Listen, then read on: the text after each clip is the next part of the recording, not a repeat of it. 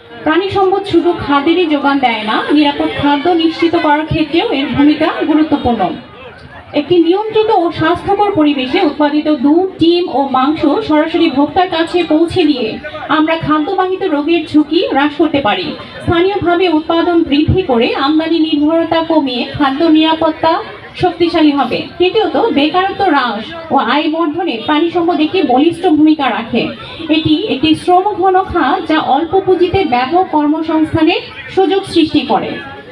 বাংলা প্রাণী সম্পদ খাতে প্রত্যক্ষ ও পরোক্ষভাবে নিয়োজিত আছেন 20% অধিক মানুষ। এটি কৃষি জিডিপিতে 1.9% এবং মোট জিডিপিতে 0.86% অবদান রাখে।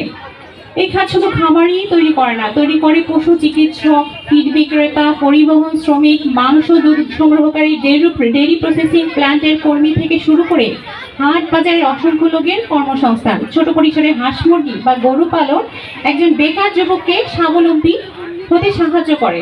চতুর্থত, বৈদেশিক মুদ্রা অর্জনে প্রাণী সম্পদের ক্রমবর্ধমান সম্ভাবনা রয়েছে। আমরা এখন শুধু আমদানি নির্ভরই নই, রপ্তানির দিকেও এগোচ্ছি।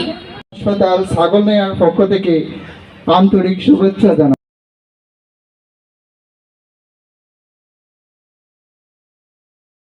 আমরা পশম গোবর সবই আমাদের জাতীয়